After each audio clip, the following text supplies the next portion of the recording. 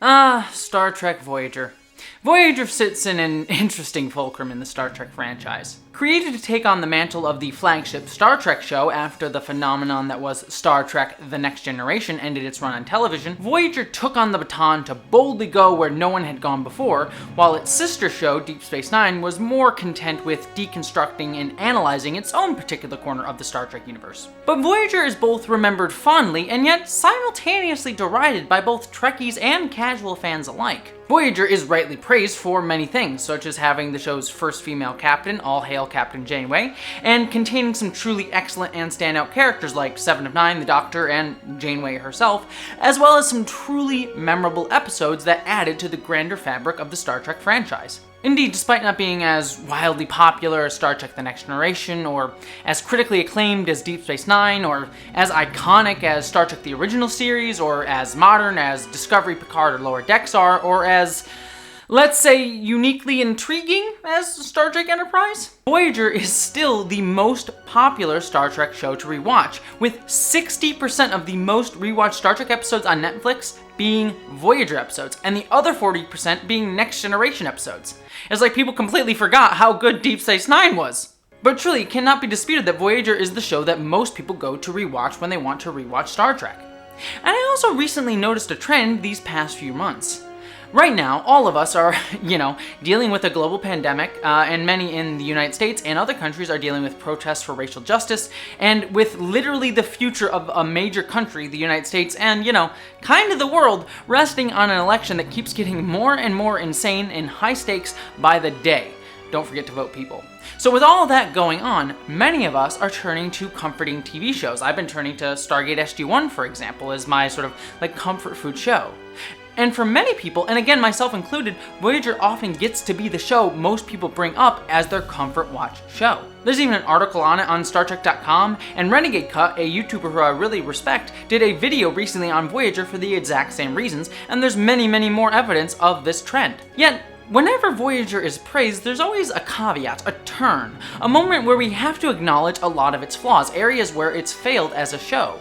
In fact, outside of Star Trek Enterprise, people often call Star Trek Voyager the worst Star Trek show pre-2009. After 2009, gets a little bit contentious there, so we'll kind of set that aside for this video. Yet, how can those two things be true? How can Voyager be this amazing show, a show that people turn to for reassurance and comfort, while simultaneously being deeply flawed? Pepperoni! God, I'd love a pepperoni pizza with Bavarian olives right now. I'm starving! Well, I think that's because Voyager's flaws are exactly what has helped it endure so long, and even more so, what makes the journeys of a lone starship in the Delta Quadrant speak to us today, right now, to all of us in quarantine, dealing with a hectic world that makes us feel in over our heads. When I think about everything we've been through together, maybe it's not the destination that matters. Maybe it's the journey. And if that journey takes a little longer, so we can do something we all believe in, I can't think of any place I'd rather be, or any people I'd rather be with. To the journey. You're here. To the journey.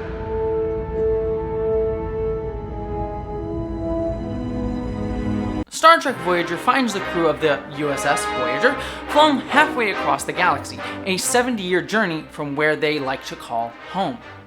Faced with the daunting task of traveling all that way just to, get to see family again or familiar vista or planet, Captain Janeway sets out on her 70-year voyage, taking her crew with her. But our primary goal is clear.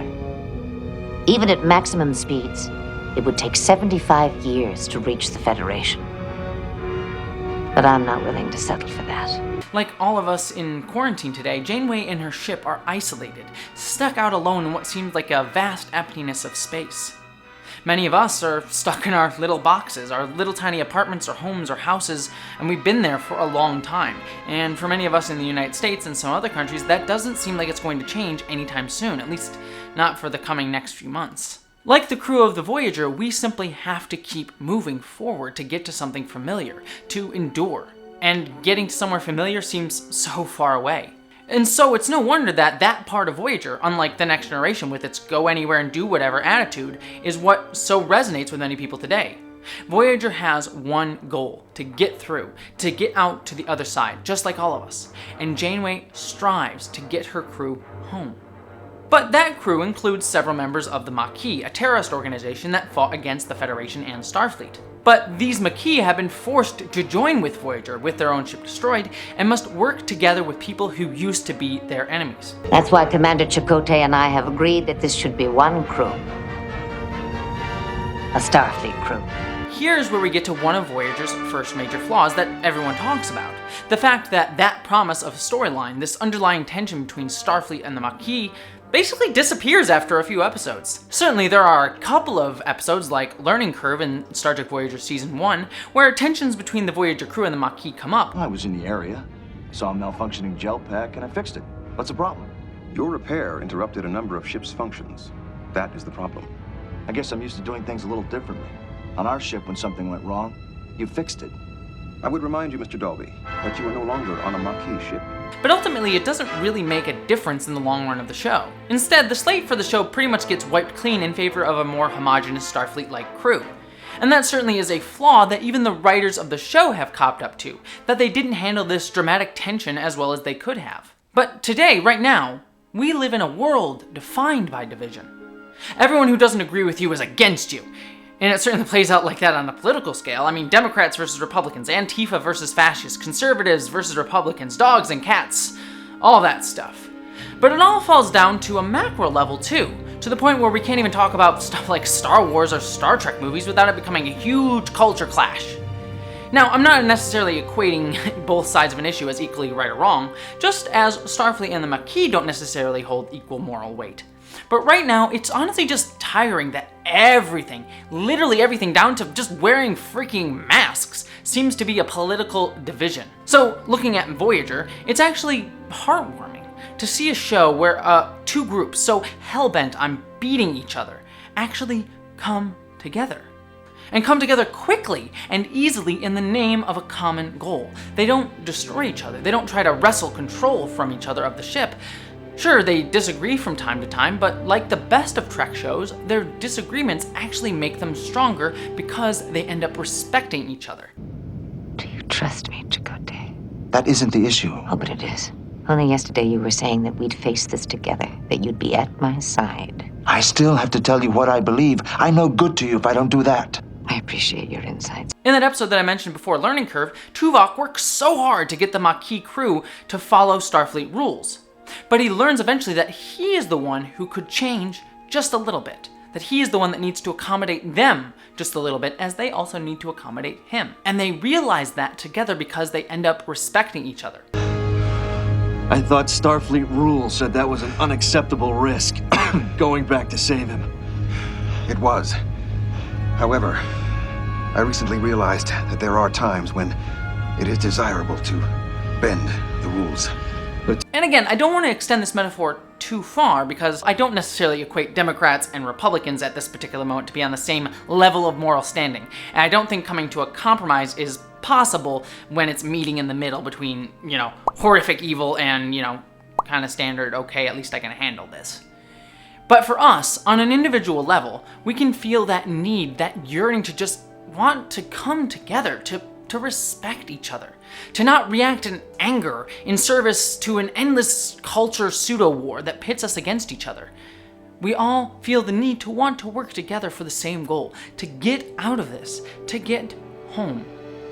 Yet, this brings us to another flaw with Star Trek Voyager, that it's very much like other Trek shows, and in particular The Next Generation and the original series, almost to a fault. Despite being sent across the galaxy and needing to take 70 years to get home, Voyager still seems to stop at every single interesting planet or spatial anomaly along the way. I mean, guys, don't you want to get home? And as the only Starfleet vessel assigned to the Delta Quadrant, we'll continue to follow our directive. To seek out new worlds and explore space. It's like someone who really hates their spouse and just wants to stay out as long as possible without going home. That's kind of the vibe I get from Voyager. I promise, Starfleet Command, we'll get home as soon as we possibly can. I swear we're not out with friends at all. Not at the bar. Live long and prosper. Yet, no matter how much damage the Voyager takes or how many people they need to feed, the ship and crew is just fine the next week. And this too is a major flaw in storytelling, a missed opportunity by the writers to really differentiate Voyager from other Trek shows. In many ways, it's just the next generation with a fresh coat of paint. I mean, it was such an issue for Voyager writer Ronald D. Moore, he basically wrote Battlestar Galactica, a show about a group of ships lost alone and looking for a home and constantly barely surviving on what they have, in response to this specific flaw of Star Trek Voyager. Yet, even this problem too is what makes Voyager so worth rewatching now. Because it makes us feel safe, it makes us feel comfortable. Star Trek is a franchise that stakes its identity on being about a future where humanity is better, a future where humanity is not only survived, but prospered. And there's no surprise that that message is so resonant today more than ever. The world feels overwhelming and scary. Every day there seems to be another sign that there may not be a bright future for humanity. We don't know what will be happening next year, let alone any idea where we'll be in 100, 200, 300 years, or if we'll even be around then. Voyager allows us to look at the future and see that it's bright, it's escapism, yet not complete escapism in the way that Star Trek The Next Generation would allow us to have. Because, like I said, Voyager is still trying to get home. It speaks to all of us lost here in quarantine. With every other Star Trek show like The Next Generation or Deep Space Nine, and even Enterprise, which constantly seems to be building to that foregone conclusion of a better tomorrow, Voyager is a show that doesn't take that future for granted. No, the Voyager crew has to fight to get back to that future they know. The Federation doesn't exist around them, so they bring the values of the Federation with them. They make the world around them better, instead of other Star Trek shows where the world around them makes them better. Look at the two-parter Year of Hell on Voyager. I don't think an episode could speak more directly to what we're all feeling right now. We are in a year of hell, with everything getting worse and worse constantly around us, just like Voyager. Time around Voyager gets erased, reshaped, and changed, just like time seems to us to be slipping away every single day, and we've sort of lost track of what time even means. Yet every time time is changed in Star Trek Voyager's Year of Hell, things seem to only get worse for Voyager and Janeway. People die, the ship gets scarred, the world seems scarier and darker and harder. And as the months of this pandemic drag on, so too does our world seem darker. Our president is working to undermine the very democracy that elected him. There's the worst heat wave in a long time, fires that rage across California, the second largest ever. And there are two tropical storms, one that just today, as I wrote this video, got upgraded to a hurricane, hitting the United States at the same exact time. And again, the pandemic looming over all of this. It just seems to get worse, and yet, Captain Janeway gets through. And even more so, she gets through with her crew. Her crew works together as a family. They bond together through it all. It's not about derision in the worst moments and division. The joy of watching Voyager isn't about watching a crew fight each other and coming out despite of that, often worse for wear. No, the joy of watching Voyager is watching a crew survive, a crew that persists because they work together. Voyager is the escapism that we need right now, not because it allows us to escape our reality today, but it shows us how we ourselves can escape the very real world problems that we are dealing with. That we can survive if we persist, if we reach out to each other. I want to quote a powerful line from an essay by Rachel Mans McKenney on StarTrek.com from back in March, near the start of this pandemic. Where Jean-Luc demands higher moral accountability, Janeway demands survival. Where Sisko defends and fights, Janeway persists. Sometimes that's all you can do. Janeway and Voyager's survival only works because of the fact she treats her crew like family and they return that affection. Since I arrived on Voyager, your guidance has been invaluable. Thank you, Captain. All I did was chart the course. You were the one who made the journey. Voyager crew not only survives but thrives because they work together to uphold the ideals of Starfleet in a situation where no one would have blamed them if they failed to do so. And that's what we need today. To believe in each other and believe in a better future, and what's more, combine those two things, that belief in each other and a belief in a better future, and make them come together to make that future happen. I'm gonna be honest.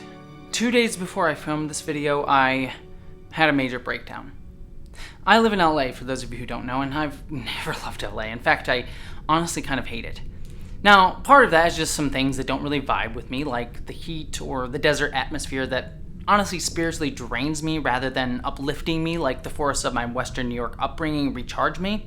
But More so, the problems that I have is that Los Angeles is also just a really isolating place, with it being so sprawling, taking forever to get everywhere with traffic, and it making it incredibly difficult to park or easily stay in one place for a long time. So it's hard to visit friends and see people given all of that stuff.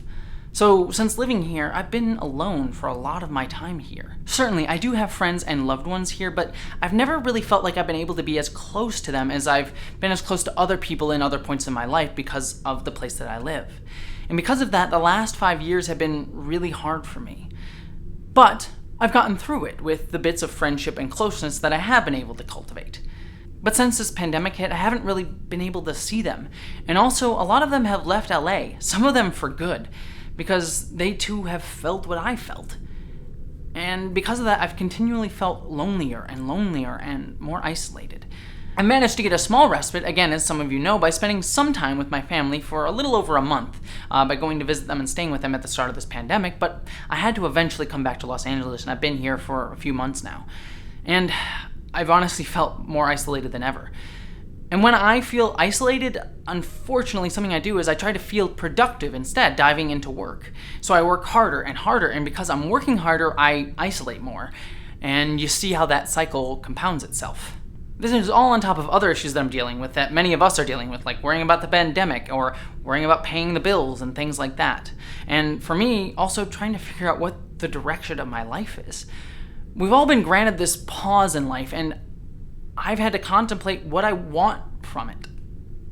And what I want isn't LA. And it isn't the work that I get to do right now. At least the, projects and freelance stuff that I get to do. The only major fulfilling thing that I have right now is this, my YouTube. So because of that, I've been evaluating what I want out of life, what my goals are. And because of all of that, while I'm still figuring it out, I just feel adrift in this empty pause that we've all been stuck in. To paraphrase another Star Trek show, there is no relative direction in space. And all of that came to a head last week, because last week was really rough for me. Sunday, my power went out during a huge heat wave in Los Angeles all day. It was one of the biggest heat waves ever in Los Angeles. And because of that, I couldn't even feel comfortable in my own apartment, the only place that I've been able to feel even a modicum of comfort right now. And I feel frustrated because I couldn't work, I couldn't get on my computer, which is right over there, and it was just off, and so I had nowhere to go to. And so I just was angry and worried and freaking out, and so I went outside because the heat in my apartment was just unbearable. And in my neighborhood, I saw families spending time together, hanging out outside because the heat inside, like I said, was unbearable without air conditioning and a power outage. And seeing all the people around me getting to be together with people, I just felt that loneliness even more. So I was angry at myself for not getting work done, and I was left without any place to take a respite to feel comfortable, and I felt more isolated from others by seeing the contrast of the community around me that I wasn't a part of. And so that night I had a breakdown, a really bad one, freaking out and nearly crying and wanting to scream and yell and freak out. I even went to my car at one point during the day and just screamed in my car just to feel emotion and to just get it out of my chest and my body, and trying to do it in a way that wouldn't affect or hurt anyone else. And so, but that didn't fix everything. And so later that night, I called a friend, the closest friend I've ever had in my life, someone who I love with all of my heart and cherish our friendship so much, that even though he lives sadly hundreds of miles away from where I live right now. But he listened, just listened and understood. And even in a completely black, overly hot room lit by a single candle, at the worst moment I've had in a long time, on a phone that barely had any battery left, I felt slightly not isolated anymore. I felt connection with someone, and it helped. It honestly helped a lot. And I managed to get through. If you're watching this right now, thank you so much for picking up the phone and listening to me. I adore you and I love you with all of my heart. And for everyone else watching, don't worry, I'm feeling much better right now. I'm not, completely better, but I am doing better, and I'm working on it. I'm working on not isolating myself so that sort of thing doesn't happen anymore. But it's hard, and I'm trying, and maybe we'll fail again. But all of that, I say all of that right now in this video because all of that stuff, that moment, made me think of Star Trek Voyager. how so many characters on that show could have easily isolated themselves. I think of 7 of 9, for example, who worked so hard to push the other crew members away, or the Maquis, who could have separated themselves from the Voyager crew. But none of the Voyager crew would let each other isolate. They would not let each other slip away into despair. Instead, they held on to each other. They built each other up. They became a family. They persisted. They did more than that. They thrived. They showed that they could still be the best of humanity, even in the face of the worst that humanity has to deal with: isolation, loneliness, and tribalism. They took that horrible hand and they won with it. It's funny because I started this pandemic writing a similar video about 7 of 9. And I used 7 of 9 to talk about isolation and the feelings that I was having. And so I find it funny that I forgot my own message that I said in that video months ago, but then came back to it in a different yet very similar way through Voyager. Because thinking about Voyager has honestly helped a lot. Writing this video about Voyager has helped. Talking to you on camera has helped. And as I said in that 7 of 9 video and was proven correct, I'm going to falter again. Just like the show Voyager did. But like Voyager, in my many flaws, they are what make me me. What makes me a better person. Because I am better because of my flaws, not in spite of them. And because of my flaws, I eventually find my way back to others, to friends, to you out there watching this, to my friend Lou, who I call on the phone, and to myself, and ultimately to home, just like Voyager did.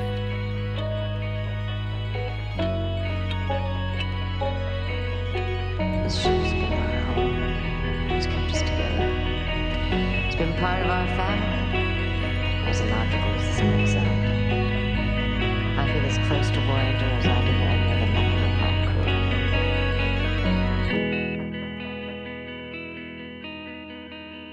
Thank you all so much for watching. Yeah, it's been a hard time. I'm sure we're all going through it right now. And so it is a bit repetitious, this video of my 7 of 9 video, but I think some of us need to be reminded of that message. I sure did. So yeah, and I know also in this video I mentioned during that heartwarming section at the end that I didn't know what was going on with my life. I'm starting to figure that out right now. I think I'm going to be making a change in my life in the nearish future, reevaluating my life goals and desires, and I haven't 100% figured that out yet, and I'm not making any announcements right now, but suffice it to say, I want to, suffice it to say, I want to better be able to pursue the things that fulfill me in a place that fulfills me more and be around a community of people who fulfill me more. And again, no specifics, but I will talk about that change when it gets closer if I do end up 100% deciding to do it. But if you want to be able to help support me being able to do that, I will say the normal YouTube prayer. The best thing you can do is help me out on Patreon if you can, but if you're not able to financially support me, which I totally understand, just sharing these videos help.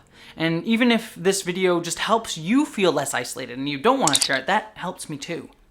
And there's, the other stuff too. Don't forget to subscribe, comment, check out my podcasts. Doing the normal shilling. But really, most importantly, at the end of the day, live long and prosper, my friends. Thank you so much to all of my patrons, especially Ashley Allen Bokikio, Miranda Janelle, Eli Berg-Moss, Ashlyn Solstice, Christina Dalliance, Greg Gillum, Stephen Clinard, Munir Amlani, Boyd and Mary Beth Earl, Wayne Twitchell, Ish the Mad, Buttoneer, Randy Thompson, Jemshin, Lorena Mesa, Mari Neckar, Wellington Marcus, John Steele, Michael Beam, William Stewart, Gavin Robinson, Jason Knott, Maeve, Subraxis, Tonya Trummer, Wen Dizzle-Bizzle, Gretchen Badger, Dante St. James, Polly Mina, Piston Twisted Garage, and Bree Beecher. Thank you all so much for your continued support.